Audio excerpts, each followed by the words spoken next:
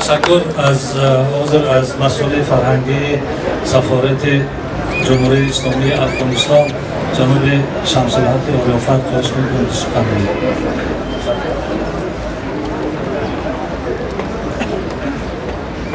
به نام خداوند لوح و قلم. نخست از همه تبریک و تهنیت میگم به دولت و حکومت جمهوری تاجیکستان و به خصوص به وزارت فرهنگ جمهوری تاجیکستان و شخصی وزیر فرهنگ جمهوری تاجیکستان که چنین برنامه بزرگی را روی دست گرفتند و نمایشگاه کتاب که از عالی ترین برنامه ها میتونه در یک جامعه باشه را برا انداختند. تدویر نمایشگاه کتاب یا توجه به کتاب و کتابخوانی از دو جهت برای جامعه ما و شما و برای همه بشریت اهمیت ویژه دارد. و خصوص نخستی که کتاب اگر در گذشته ها به عنوان یک مرکز ذخیره و حفظ دانش حفظ مطرح بوده، امروز در جامعه مدرن و در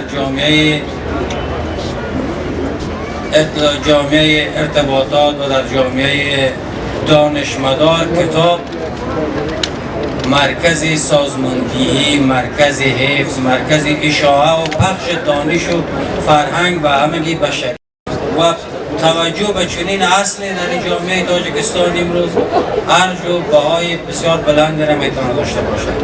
و اصل دیگری که کتاب بزرگترین میراث معنوی ملت و فرهنگ ما و شماست. نیاکان ما از جمله کسانی بودند و یا ملتی بودند که بیشترین و بهترین کتاب با جامعه بشریت ارائه کردند. در 1000 سال پیش بهترین کتابایی که در جامعه بشری در عرصه‌های علوم ارائه شده در سرزمین خراسان بزرگ و در ماوراءالنهر نوشته شده و همچنان از لحاظ فراوانی و کمیت همچنان بیشترین کتاب نیاکان و گذشتگان ما در همین قلمرو ایجاد کردن و ارمغان تمدن بشری کردن. و این اساس با تدویر نمایشگاه کتاب و ارزگذاری به کتاب و کتابداری در حقیقت پاسداری از میراث بزرگ و بایسته ملت و سرزمینی ماست که جا داره قابل تقدیر است و جا داره که از این با بایستگی و شایستگی یاد کنیم. یک بار دیگر رویداد تبریک و تهنیت میگم.